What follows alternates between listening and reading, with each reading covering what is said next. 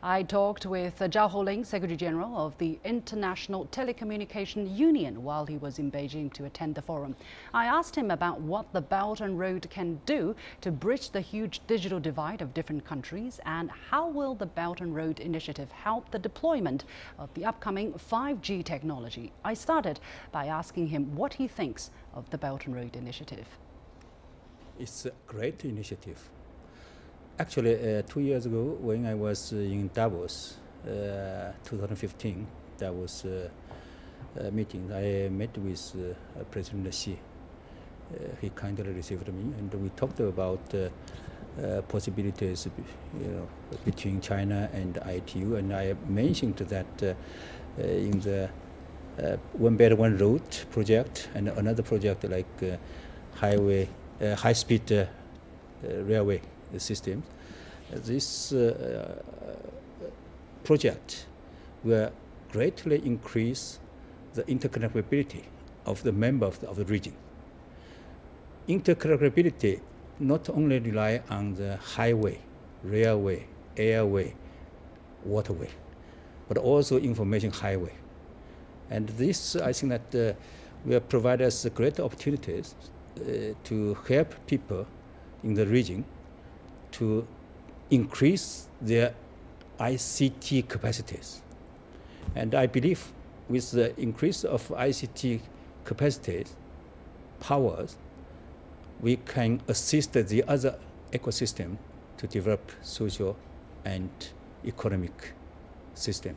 We are looking at a very uneven development Yes. of telecommunications around Absolutely. the world. Absolutely. How much is that affecting economic development, and what opportunity can Belt and Road provide in that? Yeah, let me just give you some figures. And we talked a lot. If we have a 10% increase of a broadband penetration, which will help the country to have 1% of GDP increase. While in the world, in the developed countries, the broadband penetration is much higher than 70, even 80%. While in the developing areas, it's below 40%. And in Africa continent, even below 20%. You can imagine this gap will greatly affect the local social economic development. What kind of opportunities does the Belt and Road initiative have to Absolutely even out that picture? Yeah. Let me just give you another example. I visited Benin recently. Benin, yeah. Africa. Actually, their internet penetration is about 15%.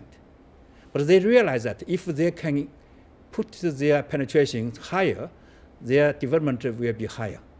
And they like to establish their country as a digital country, to be digital hub, to attract. Who's going to come and help them do that? Yeah, that is a good question.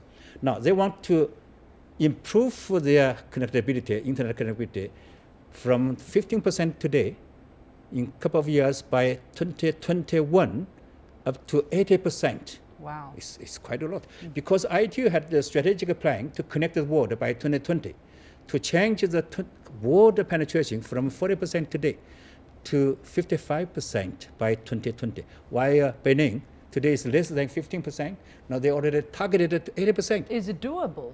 Is it more realistic? than doable? Yeah, it's doable. It's doable because this kind of things we are. If you already have a connection there, this we are definitely assist the local development. So the Belt and Road is not just about building roads, building highways. It's actually how build telecommunications network along these countries. And today, we are talking about UN SDG.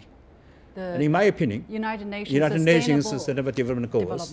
Yes. None of these 17 goals could be achieved by 2030 if ICT is not be developed. So in other words, the Belt and Road initiative is really a driving force to help the world achieve those goals. And that is the reason why the members of the regions are very highly expected to have ICT infrastructure development be put on their priority.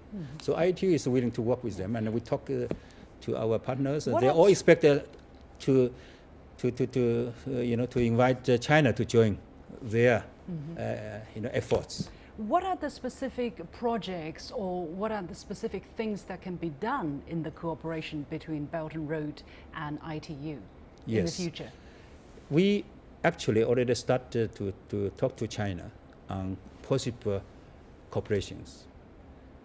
We started after my meeting with President Xi in March 2015. And the Minister Miao Wei of MIIT took the message. The Chinese Ministry of Industrial Information Technology, MIIT. And he took a team to visit East Africa, have consultations with ministers of North Africa, 5 countries. And he found that indeed there are a lot of expectations to have regional cooperation to build up their much powerful ICT infrastructure. And they also expect China can help them. But of course, here, they consider that if we have ITU there, ITU could coordinate it with our regional members because they are all ITU members. And we can also facilitate China and regional members to have cooperation. Therefore, we already developed some MOU. That MOU was signed at Johannesburg China-Africa Summit at the end of 2015. And tomorrow, I will sign 4 more MOU. On the 14th of May, yes. Tomorrow, Sunday, yeah. Yes, Sunday, with Mr. Miao Wei of MIIT on the Belt Road cooperations to help the ICT development in the world. That's very interesting. Now, 5G or 5th generation mobile networks standard setting is a hot topic, and China, some other countries are working together, if not competing against each other, to be the main standard setters. What kind of advantage do you think this is going to give to Chinese players in becoming the standard setter for the 5G through the Belt and Road Initiative, and how that's going to affect other countries? Yeah, that is not a competition at all here, because China is one of our major members of standardization making process. And it started from year 2000, even earlier, that China started to present its own technologies to ITU to request the international families to accept their technologies be part of international technology. And I was very pleased to see that year 2000, when we approved ITU's 3G standards, Chinese standard already included. And then 4G standard was approved in February 2012. The 5G technology will be standardized at our next World Radio Conference, which will be held in 2019. So from a previous 12 years, 3G to 4G, now 4G to 5G, 7 years. So technology is moving really fast. And here also Chinese experts, Chinese technologies, Chinese proposals were part of our standardization making process. And their active contributions, their technology presentations, and their spirit of cooperation with the world are very much appreciated by the colleagues in the world. So and I think that 5G technologies will be also showing the value of Chinese technology. So let's not predict what's going to happen in 2019. However, is it realistic to expect to have 5G networks for some countries for the Belt and Road, which are included in the Belt There's and Road no doubt at all. These new technologies, now today is not, this kind of luxury things for developed countries.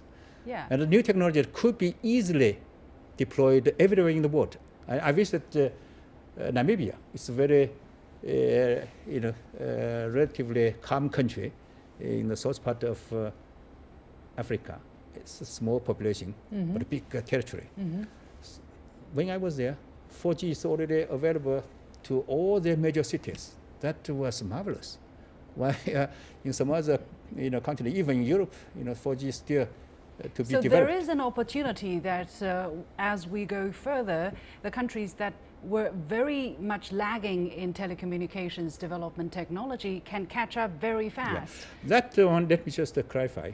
To my knowledge, that almost everywhere you already see 3Gs. And 4G is coming to the stage. And many African countries, they already have 4G. Therefore, 5G, in my opinion, will be quickly deployed everywhere. And this will provide absolutely good opportunity for the members of the region, Belt and Road, to profit, to use the new technologies to facilitate their development. And the Belt and Road Initiative will make it happen faster, possibly. Definitely, definitely. Because these countries need financial support, need the partnership opportunities, and this Belt and Road project will greatly facilitate this happen in the region quickly, and they will take profit of that.